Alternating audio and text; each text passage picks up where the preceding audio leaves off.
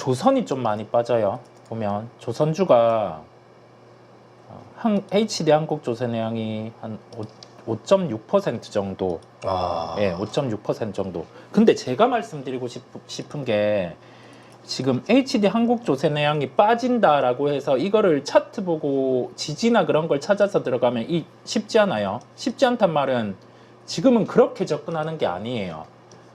이게 뭐냐면 프로그램 매매 나오고 있거든요. 프로그램 매매.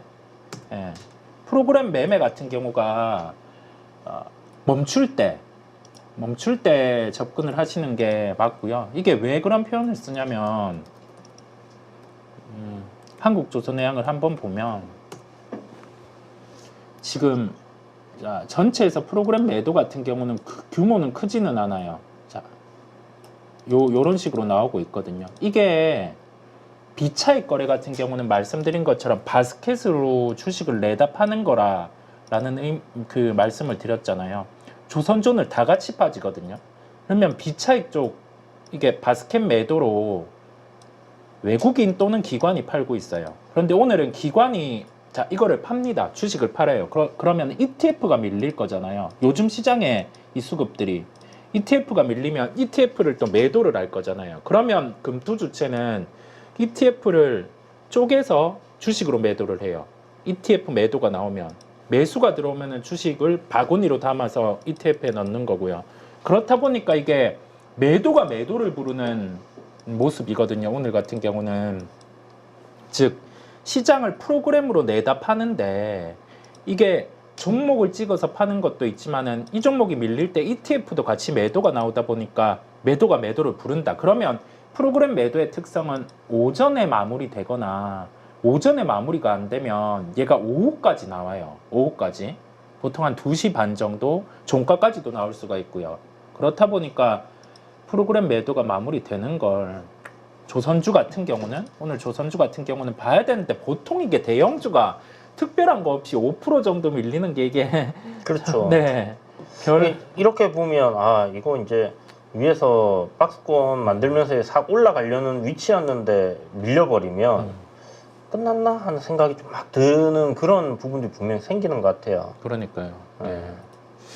요런 모습에서 한번 수급이 우위를 지고 있는 시장, 최근의 시장 특징에서는 체크해야 될 부분, 그걸 한번 같이 보시면 될 것 같고요. 반도체 쪽 같은 경우도 좀 궁금해 하세요. 보면 반도체 쪽 같은 경우 여기에서 고민될 것 같아요. 하이닉스 기준에서는 저점에서 최근 저점 8월 5일 저점에서 한 30% 정도는 올라왔다 보니까 혹시 어떻게 보시는지 한번 여쭤볼게요. 일단 반도체 섹터가 이번에 반등이 나올 때 SK 하이닉스하고 삼성전자 같은 경우는 뭐 지수 연동돼서 그나마 반등폭이 나쁘진 않았다라는 생각이 들거든요. 물론 뭐 삼성전자 같은 시총이 워낙 무거우니까 14% 오른 게 올랐지만 뭐 SK 하이닉스 이거는 한 30% 정도 올랐잖아요. 상대적으로 좀 더 가볍고 제약바이오들도 비슷하게 한 뭐 20에서 30% 정도 좀 이번에 반등이 강하게 나온 것들은 대부분 이렇게 올랐어요. 그러면 기본적으로 이런 저항 자리에 도달하면 저항을 막고 쉬었다가 또 이 저점을 이탈시키지 않는 선에서 뭐 중간 정도 내려왔다가 올라간다든지 뭐 더 빠르게 올릴 수도 있습니다만은 이런 흐름들이 나오는 게 상식적이라고 봐야 돼요.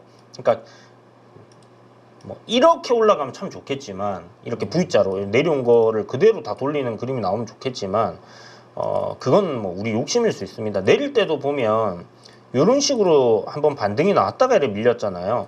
올라갈 때도 이런 식으로 한번 조정을 줬다가 올라가요. 그러면 이게 우리가 이제 시간이 지나서 요게 이제 눌림이라고 하면 요 구간이 지금 SK 하이닉스 같은 경우 요 구간이 눌림이라고 하면 요 흐름대로 간다라고 했을 때는 이게 뭐 역헤드 앤 숄더의 모습이 되는 거죠. 네. 그래서 뭐 이러한 형태로 좀 진행이 되지 않겠냐라는 생각이 들고 일단 지금 반도체 업황이나 사이클이나 뭐 이런 거를 봤을 때 여전히 여기는 뭐 계속해서 실적이 개선되고 간다라는 관점이면 이게 분명히 저는 이렇게 갈 거라는 생각이 들거든요. 뭐 여기서 딱 반등이 나온다 이건 아니지만 어쨌든 뭐 눌림 이후에 다시 상승이 만들어질 거라고 생각을 해요. 다만 어제 여러분 그 기사 보셨죠?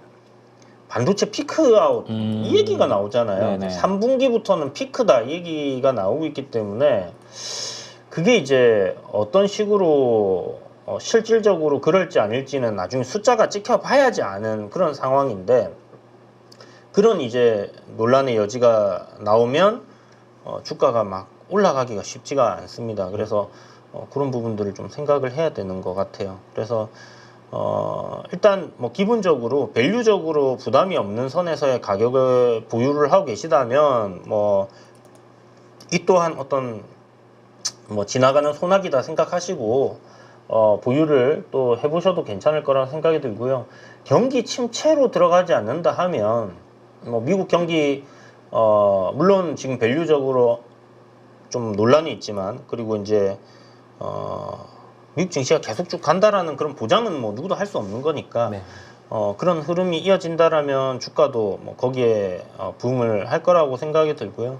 그게 안 된다라면 뭐 어느 정도 선에서 이 고가를 갱신하는 흐름은 안 나오더라도 어느 정도 선에서는 움직이겠죠. 저는 시장도 좀 박스권 흐름이 될 것 같고요. 신고가를 갱신하기보다는 네. 옆으로 이렇게 좀 기간 조정을 거칠 것 같아요. 그래서 IT 섹터 쪽은 뭐 그런 부분들을 좀 열어놓고 봐야 될 것 같은데 일단 SK하이닉스, 삼성전자 빼고는 지금 뭐 이렇다 하게 뭔가 강한 힘이 들어오거나 추세적으로 상승 흐름을 보여주는 종목이 없어요. 네. 요번에 뭐 기존에 좀 강했던 게 IT 섹터 반등 나오면서 좀 세게 쳐주지 않을까 했는데 네. 안 움직이거든요. 그게 이제 그러니까요. 움직여지고 추세가 만들어져야지 이제 네네. 접근이 가능할 텐데 네.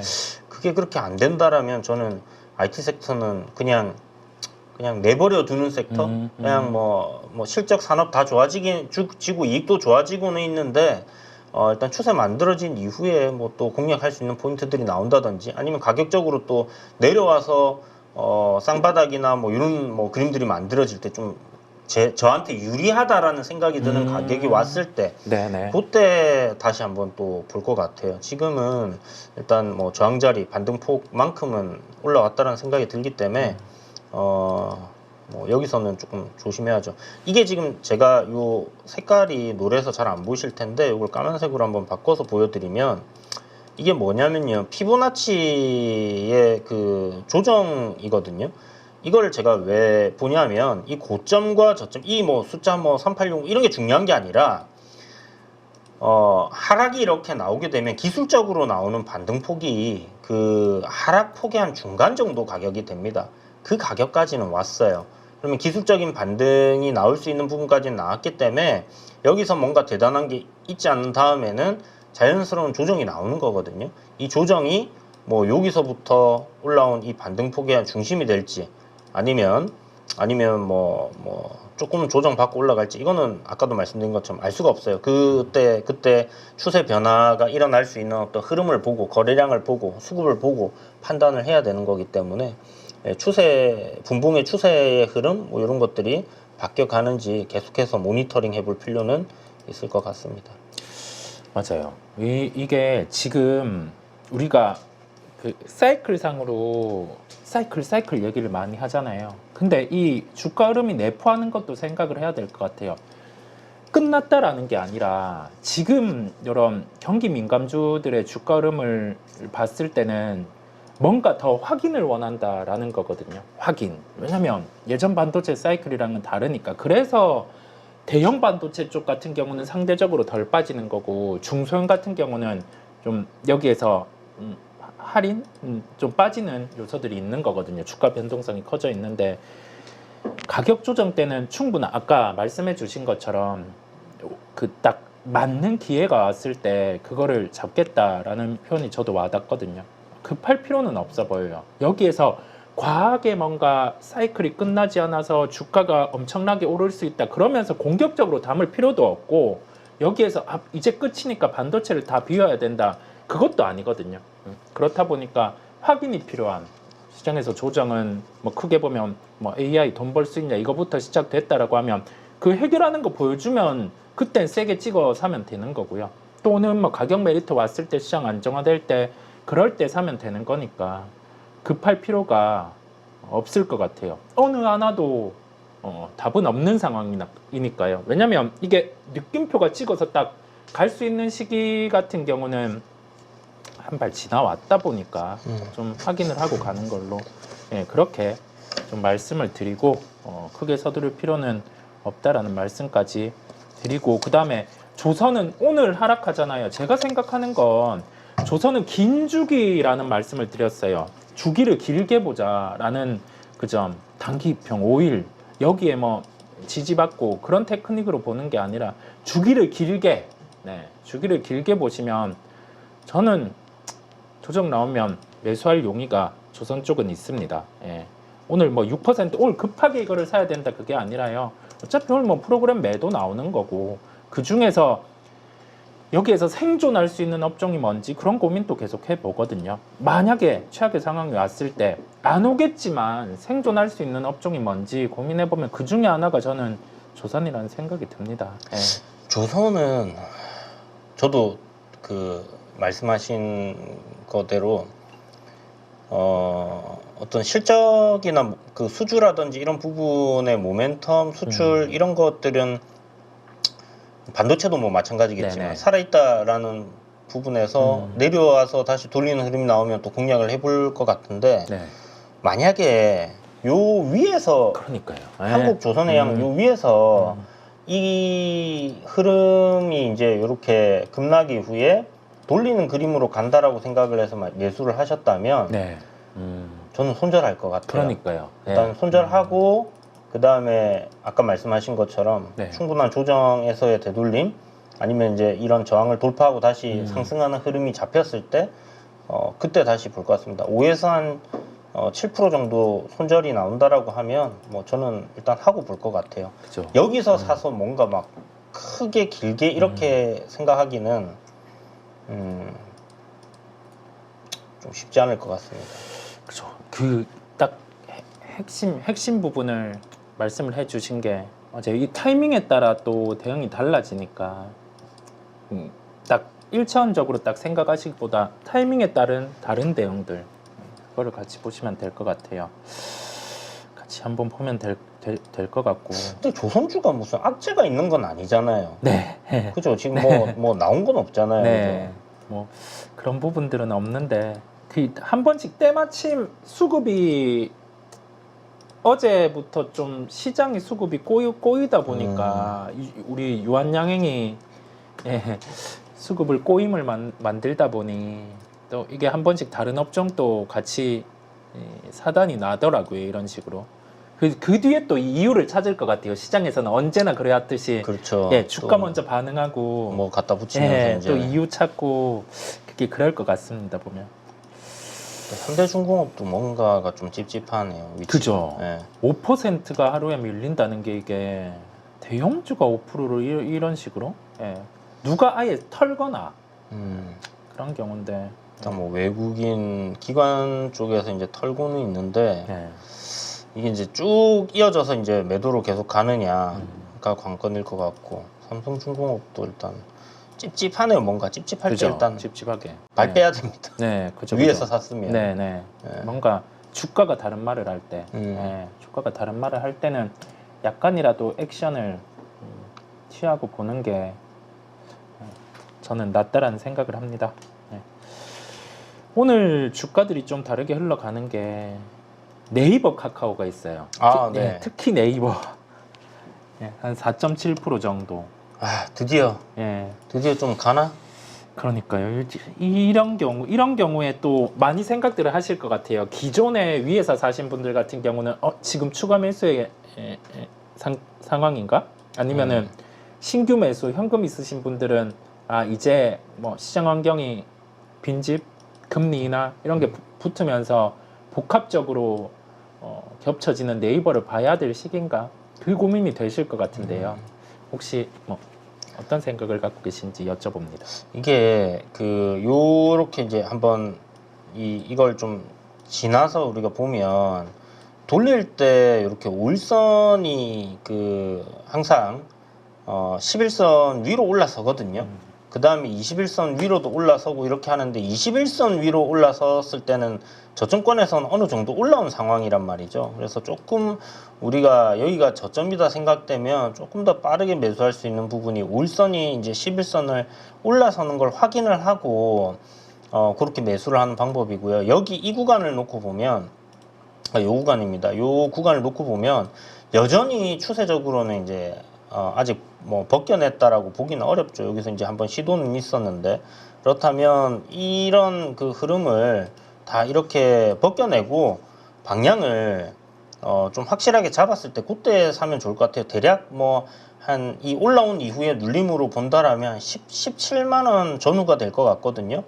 그런 구간까지는 일단 기다렸다가 얘가 이제 확실히 금리 인하에 따른 부분들 이런 거 해서 방향을 돌리는구나라는 거를 확인을 하고 그때까지는 조금 계속 모니터링 하면서 보면 좋을 것 같아요. 요번에 요 급락 나왔던 구간 15만 5천 원짜리인데 이런 구간도 이제 지금 보면 이렇게 급락 이후에 반등 줬다가 이렇게 오늘 이제 상승이 나오니까 변곡이 만들어진 거잖아요. 그러면 이걸 이제 쌍바닥으로 이렇게 짧은 구간에서 보고 우리가 생각할 수는 있긴 한데 큰 흐름에서 본다라면 아직도 확실하게 방향을 돌리는 부분을 우리가 확인을 할 수는 없는 그런 상황입니다. 그래서 그거 확인하고 네. 조금 비싸게 산다 생각은 할 수 있겠지만 그게 좀 더 확실할 것 같아요. 지금 네네. 네이버를 공략하는 부분에서는 뭐 전체적인 시황이나 아니면 뭐 네이버의 현재 주가 위치나 이런 거 봤을 때는 뭐 여기서 뭐 사갖고 크게 손해 보겠나라는 생각은 들거든요. 네, 네. 뭐 그렇게 또 신규로 접근하신 분들 손절이 짧은 구간이니까 해볼만 한데 그게 아니라 추가 매수를 하시는 분들 같은 경우는 방향 돌리는 거 확인하고 네. 그러고 나서 이제 좀 주어서 담아 두시면 괜찮지 않을까 싶습니다. 저도 공감이 가요. 매번 이 말씀을 해주시는 게 전에 장이 한참 빠질 때 그때 타이밍에 주식을 사야 될 때는 딱 이렇게 잡아서 말씀을 해주시고 지금 네이버 같은 경우 뭔가를 확인해야 될 때는 이 돌아서는 걸 확인해야 된다. 이렇게 구분해서 확실히 말씀을 해주시다 보니까 보시는 분들도 거기에 대해서는 아마 딱 구분해서 이해가 되실 것 같아요. 이런 타이밍, 실전 매매를 많이 해 보셨던 분들 같은 경우는 이렇게 딱 명확한 타이밍을 제시를 해 주거든요. 그렇다 보니까 그걸 참고해서 보시면 도움이 될 것 같아요. 시장의 성격까지 다 고려해서 언급을 해 주시다 보니까 참고를 하시면 도움이 되시겠습니다. 비슷하게 카카오도 한번 여쭤볼게요. 카카오는 네, 카카오가 좀 상대적으로 약해요. 많이 약한 네. 것 같습니다. 얘는 쉽지 않을 것 같은.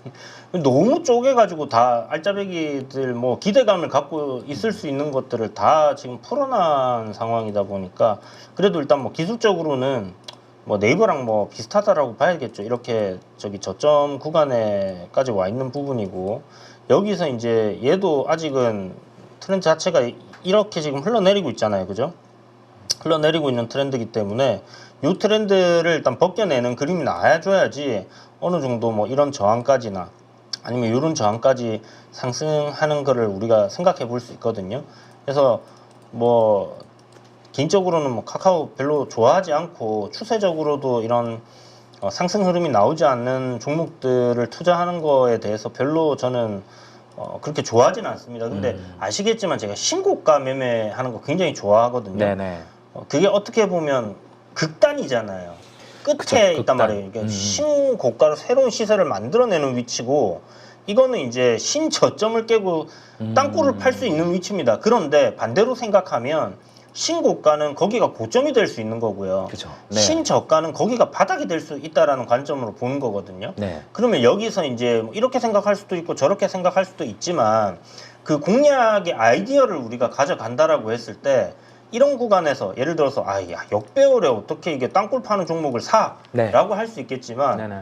어차피 추세가 상승으로 잡힌 것도 내가 사가지고 밀려서 추세 깨지는 그림 나오면 손절하듯이 여기서 내가 샀는데 물론 바닥이 확인이 됐는지 안 됐는지 올라가는 그림도 아니니까 확률적으로 떨어질 수 있다 네. 하겠지만 가격적으로 가격적으로 네. 너무나 많이 밀려 있는 상황이잖아요. 그러면 이런 구간에서 지금 금리 인하 이야기 나오고 뭐 러셀 지수 2,000 올라가고 하니까 네이버 카카오가 움직이네. 그럼 이런 기조가 지금 뭐 한동안 유지가 된다라면 얘네들도 여기가 바닥이 될 수 있지 않을까?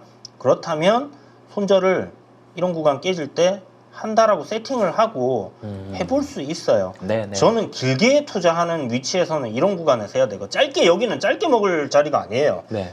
크게 짧게 먹는 거는 올라가고 있을 때 샀다 팔았다 그 파동을 가지고 이제 하면 되는 거고 지금 구간에서는 손절 딱 잡고 여기서 진입했는데 올라간다 그러면 익절가 계속 끌어올리면서 빨아먹을 때까지 빨아먹어야 되는 구간입니다. 한마디로 손절은 짧게 날 수 있고 제가 가성비 구간이라고 하는데 대박 터질 수 있는 자리거든요. 네네. 그러니까 뭐 아이디어가 맞아 떨어진다라면 네. 2차 전지 때도 한번 이야기 드렸었는데 거기가 진짜 찐바닥이 됐다.